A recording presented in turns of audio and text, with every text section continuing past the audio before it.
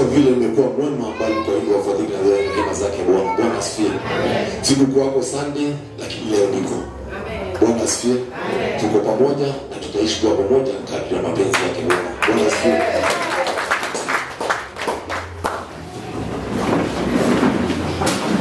Bwana asifiwe. Bwana asifiwe. Sijui niseme nini bali ningefurahia kutoka ndani ya kilindi cha moyoni mwangu, kwa kuwa safari tuko ndani yake nimeweza kuona Mungu akiwa Mungu mkuu na Mungu mwenye uwezo na Mungu mwenye fadhili nyingi. Bwana asifiwe. Ni kwa hakika nimekuwa nikitafakari safari ambayo tumekuwa tukienda na nikaweza kuwa naona kuna jambo ambalo Mungu anataka kutenda katika hali ya madhabahu ya Bwana asifiwe. Na jambo ambalo Mungu anataka kutenda katika hali ya madhabahu ya nimekuja kuelewa ya kwamba Mungu na wakati na majira yake nishati nazi tukaye kuwa katika hali ya kuweza kutambua wakati na majira yake Mungu. Bwana asifiwe.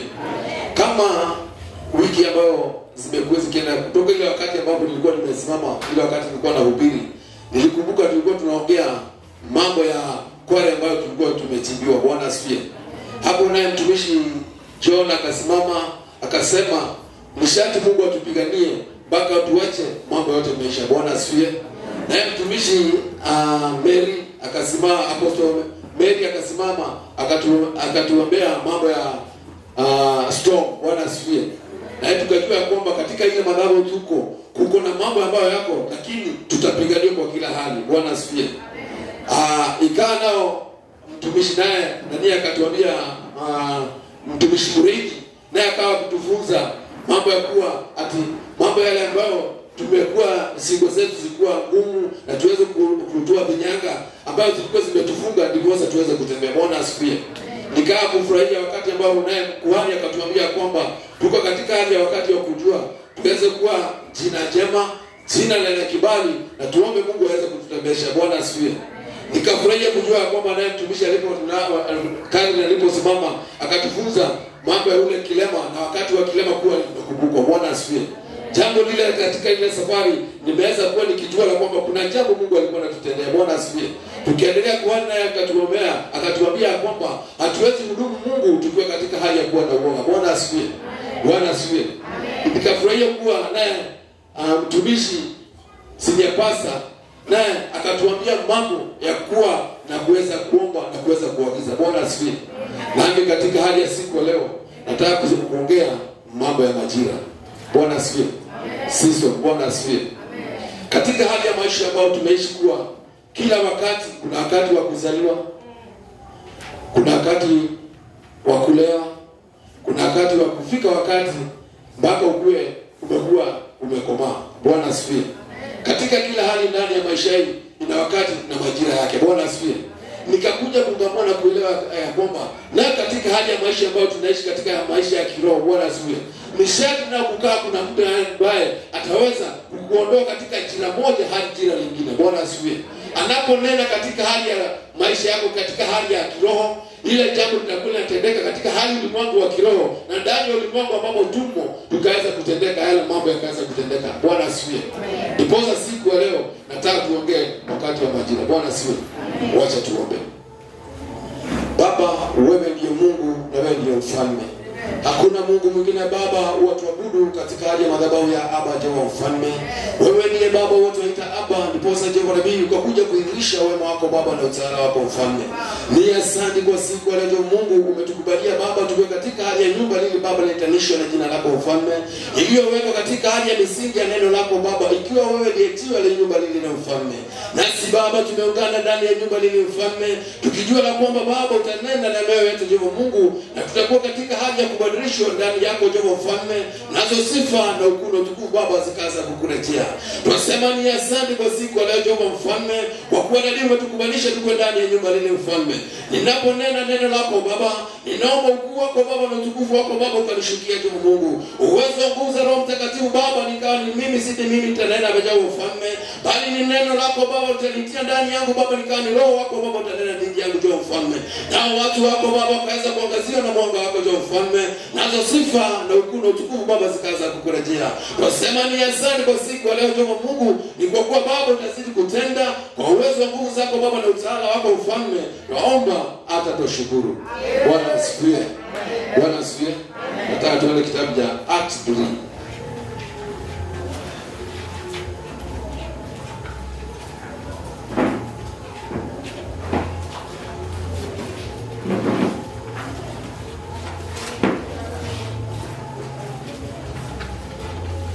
Bwana asifiwe. Unakumbuka wakati tulikuwa tumeenda kwa mto? Bwana asifiwe. Tunakumbuka tukiingia kwa mto, kila mtu alikuwa anatoka na jina mpya. Kwa hivyo ikiwa tulikuwa tunatoka na jina mpya, kwa hivyo hata maisha ya mtu nishati ilikuwa na mambo ya kubadilika. Bwana asifiwe. Tunapoingia katika hali ya neno Acts 3. Chakra tuhubiri pamoja please.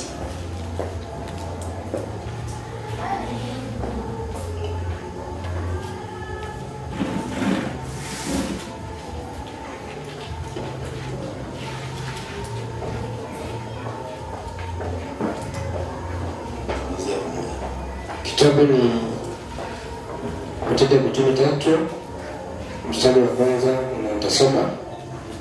Basi Petro na Yohana walikuwa wakikwea pamoja kwenda hekaluni saa ya kusali saa 9. Na mtu mmoja aliyekuwa kiwete toka tumboni mwa mama yake alichukuliwa na watu, ambaye walimweka kila siku katika mlango wa hekalu uitwao Mzuri. Bwana asifiwe. Amen. Kwa hivyo ilikuwa wakati Paulo, Petro na Yohana walikuwa wanaenda katika hali ya madhabahu. Bwana asifiwe. Amen. Na ilikuwa ni wakati wa sala. Bwana asifiwe. Kwa hivyo kuna wakati wa maombi. Bwana asifiwe. Kwa hivyo kuna wakati wa kuweza kungamua na kuelewa kwamba kuna wakati wa kuomba. Bwana asifiwe. Na katika ile wakati wa kuomba kuna matendo huwa yanatendeka ndani ile wakati wa kuomba. Bwana asifiwe. Kwa hivyo kulikuwa na hatua yake Petro na Yohana kuweza kuondoka mahali walipokuwa, ndipo waweza kwenda katika hali ya madhabahu yake Bwana. Bwana asifiwe. Napo anaambiwa hapa, hebu soma ya pili. Na mtu mmoja aliyekuwa kiwete toka tumboni mwa mamaye, naye mtu mmoja aliyekuwa kiwete kutoka tumboni la mama yake alichukuliwa na watu, ambaye walimweka kila siku katika mlango wa hekalu uitwao Mzuri. Ambao walimweka kila siku katika hekalu, mlango ulikuwa unaitwa mlango Mzuri. Bwana asifiwe. Amen. Kuna jambo moja ningetaka kujua, tunaelewa hapa. Bwana asifiwe. Mahali yule kiwete alipokuwa anawekwa, ule mlango ulikuwa unaitwa mlango Mzuri. Bwana asifiwe. Kwa hivyo kuna upambo ambao ulikuwa katika ule mlango. Bwana asifiwe. Ndipo uweze kuitwa mlango Mzuri. Bwana asifiwe. Katika ule mlango, kwa hivyo mahali pale ulipokuwa umeketi, nishati ungekuwa una jambo linatendeka, ukaweza kuonekana uko mahali pale. Bwana asifiwe. Lakini jambo la kunipendeza na kuelewa ni kujua la kwamba ule kiwete alikuwa kutoka kuzaliwa kwa mama yake, kutoka ndani ya tumbo la mama yake. Bwana asifiwe. Na katika hali ya kuzaliwa alikuwa na ulema ndani yake. Bwana asifiwe. Ni kama vile siku leo. Bwana asifiwe. Katika hali ya maisha ambayo tunaishi, ndani ya kuzaliwa kwetu kuna mambo ambayo tulizaliwa tukiwa ndani yake. Bwana asifiwe. Na katika hali ya yale mambo ambayo tumezaliwa tukiwa ndani yake, tumeweza kuwa tunaingia ndani ya madhabahu yake Bwana. Lakini sisi wenyewe hatuwezi kuelewa ndani ya madhabahu yale Bwana tuko ndani yake. Ni madhabahu ambayo yamewekwa katika hali ya misingi ya Yesu Kristo. Ndipo tukaweza kuelewa ndani yetu kuna udhaifu. Bwana asifiwe. Bwana asifiwe. Kwa hivyo nataka kusema nini? Ule kiwete alikuwa amezaliwa katika hali ya uwete fulani. Bwana asifiwe. Na kila siku alikuwa anachukuliwa na kupelekwa katika hali ya mlango ambao ulikuwa unaitwa mlango Mzuri. Bwana asifiwe. Tunaponena mambo ya kusema mlango mzuri, tunanena nini? Tunasema katika hali ya kuwa ndani ya nyumba kama hili, madhabahu ya Bwana ni mlango mzuri. Bwana asifiwe. Na kuwa mlango mzuri, madhabahu ya Bwana ni madhabahu ambayo yamejengwa katika hali ya shime lakini kwa Yesu Kristo. Bwana asifiwe. Kwa hivyo katika hali ya nyumba lile ya Aba tunasema nini? Misingi ya nyumba lili ni misingi yake Bwana. Bwana asifiwe. Ndio uzuri na upambo uko katika hali ya madhabahu ya Bwana asifiwe. Amen. Sasa tuendelee. Ili aombe sadaka kwa watu waingiao ndani ya hekalu. Ili aombe sadaka katika hali ya watu waingiao ndani ya hekalu. Bwana asifiwe. Amen. Kwa hivyo nasi katika hili nyumba tunaweza kuwa wewe mwenyewe ukija unakuja kuomba usaidizi kwa watu wale wengine. Bwana asifiwe. Bali ndani yako wewe mwenyewe haujaweza kuelewa katika nyumba lili, kuna jambo ambalo linatendeka katika hali ya nyumba lili na uwezo wa nyumba lili. Tukiwa chini ya kuhani, kuna neno anaweza nena ndani ya maisha yako na kukua maisha yako ataweza kubadilika. Bwana asifiwe. Amina. Bwana asifiwe. Sio kuingia tu nyumba, Bwana asifiwe.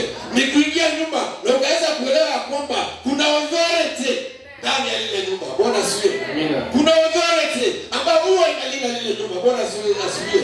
Na katika kujua kukamua na kuelewa kwamba kuna authority ambayo inanena ndani ya ile nyumba, na hiyo authority ndio itaweza kukufungua na uweze kufunguka na mambo yako na maisha yako yasiweze kuishi vile ilivyokuwa tena. Bwana asifiwe. Amina. Tunaelewana mpaka hapo? Tunaelewana? Bwana asifiwe. Amina. Tuendelee ndugu yangu. Mstari wa 3. Yes. Mtu huyo akiwaona Petro na Yohana wakiingia hekaluni, aliomba apewe sadaka. Bwana asifiwe. Amen. Kwa hivyo wewe wakati unayekuja katika haja nyumba la Bwana, waweza kuwa ile mambo unaangalia tu, unaweza kuwa unaona tu fedha. Bwana asifiwe. Kiwako wewe udhaifu ule uko nayo, unaona tu kuna wili kwa jambo moja hadi nyingine. Bwana asifiwe. Lakini ndani yako kuna uwezo mwingine mkubwa kuliko dhahabu na fedha. Bwana asifiwe. Amen. Ndugu yangu, na Petro akimkazia macho pamoja na Yohana akasema, tutazame sisi. Akawaangalia akitarajia kupata kitu kwao. Bwana asifiwe. Amen. Kwa hivyo wewe hata unapoangalia kuhani anapokuwa akikuombea, bibi mtazamo ule unaona tu breakthrough yako katika hali ya kifedha. Bwana asifiwe. Lakini kuna jambo lingine ambao kuhani akikutazama huwa anaona uwezo ule ambao uko ndani yako. Bwana asifiwe. Amen. Bwana asifiwe. Amen. Kuna uwezo mwingine kuhani akikuangalia huwa anaona uko ndani yako. Bwana asifiwe. Na ndipo nimewaambia katika madhabahu yao yamejengwa katika hali ya pambo nzuri. Bwana asifiwe. Amen. Tukisema mambo ya pambo nzuri, tunasema yamejengwa. Bwana asifiwe. Yamejengwa katika hali ya misingi ya Kristo. Bwana asifiwe. Na tukisema yamejengwa katika hali ya misingi ya Kristo, Kristo huwa anasema yeye ndiye njia na ndiye kweli katika Yohana 14 John 14:6. Bwana asifiwe. Kwa hivyo nataka kusema nini? Kuna uwezo mkuu katika hali ya madhabahu yao. Usipoweza kuelewa na kungamua, kuna uwezo mkuu katika hali ya madhabahu yao. Utaishi kwa ule kiwete aliyeishi katika ule mlango. Bwana asifiwe. Kwa sababu gani? Haikuwa tu ni siku ya kwanza ule kiwete kuwa katika ule mlango ule nyumba ile. Bwana asifiwe. Hata wewe si siku ya kwanza wala siku ya pili kuwa katika hali ya madhabahu ya Bwana asifiwe. Umekuwa ukiingia ukitoka. Umekuwa ukiingia ukitoka. Bwana asifiwe. Sasa ninataka kila mtu sasa aanze kutafakari ajue ya kwamba yes, nimekuwa kuwa na nyumba la Bwana, lakini hakuna jambo limekuwa likitendeka. Bwana asifiwe. Kwa sababu gani? Unaweza kuwa imekuwa tu ni mazoea yako tu kuingia ndani ya nyumba la Bwana. Bwana asifiwe. Imekuwa tu ni mazoea kuingia ndani ya nyumba la Bwana. Imekuwa tu ni mazoea kuona tu kuhani akisema tu tukujeni ndani ya nyumba ya Bwana. Tukujeni tu ndani ya nyumba ya Bwana. Bwana asifiwe. Imekuwa tu ni mazoea. Bwana asifiwe. Lakini ninataka siku leo na wakati wa siku leo tutoke katika hali ya kuzoea kuingia ndani ya nyumba la Bwana. Bwana asifiwe. Tujue katika hali ya nyumba la Bwana ina uwezo na misingi ndani ya jiwe ambayo limejengwa ndani yake ni Kristo mwenyewe. Bwana asifiwe. Kwa hivyo pambo la nyumba hili ni pambo lake Kristo. Bwana asifiwe. Kwa hivyo kuna uwezo mkuu katika hali ya madhabahu ya unapoweza kuelewa, sio kuona tu kuhani, lakini ndani ya kuhani kuna jambo lingine lina nguvu zaidi kuliko vile wewe unatafakari wewe. Bwana asifiwe. Wewe ukiangalia kuhani, unaweza kuwa unaona kuhani yeye mwenyewe kukuombea tu ni breakthrough ya kawaida, kukuombea tu ni kupona. Bwana asifiwe.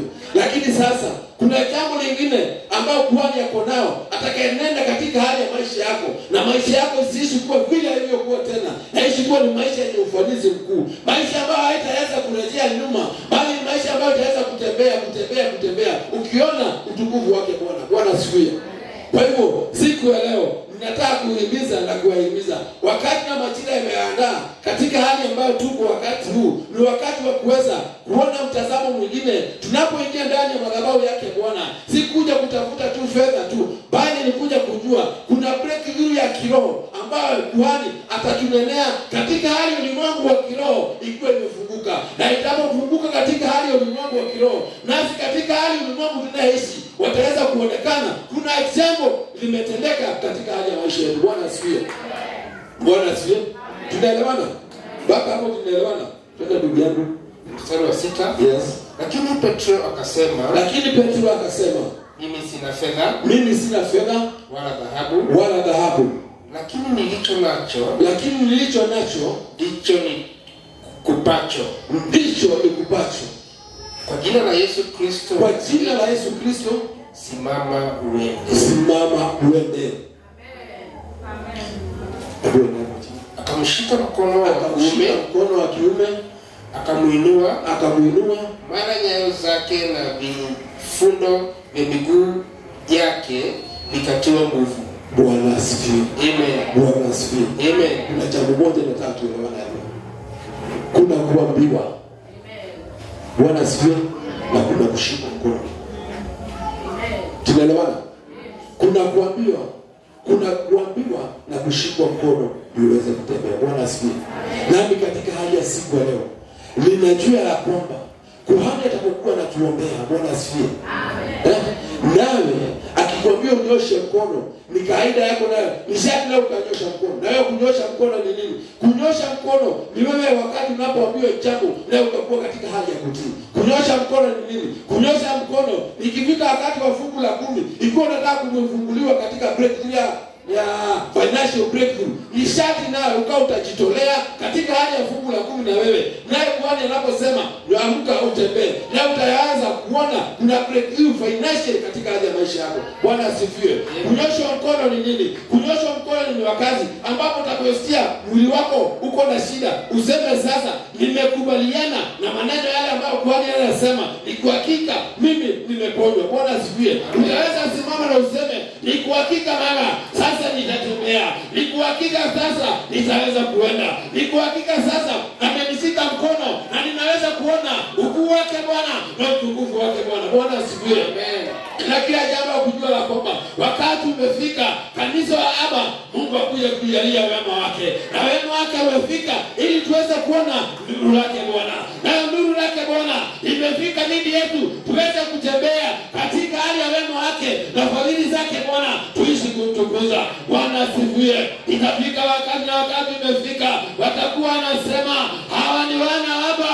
Hapana, si wana Aba, ni kama hao lakini si kama hao. Ni kwa nini? Imefika wakati tumeshikwa mkono nasi tumekubali kuamuka na kunyanyuka tuone utukufu wake Bwana, sifa yake ushukuru tuweze kurejea Bwana. Huu ni Mungu mkuu, ni Mungu muweza, ni Mungu mwenye upendo, ni Mungu mwenye fadhili. Tutasema nini ila tutuyayuke? Tusema tutatembea, tutaweza kuona Mungu katika hali ya utukufu wake, tutaweza kuona Mungu katika hali ya ushindi wake. Tutasema nini ndugu zangu na dada zangu ila tutuishie Mungu wajibike katika hali ya wajibu wetu. Tusimame mahali tunastahili kusimama, ni wajibu wako wewe ufanye lile lako, nami nifanye lile langu, kuhani naye afanye lake, nasi tuweze kutembea tukiwa pamoja.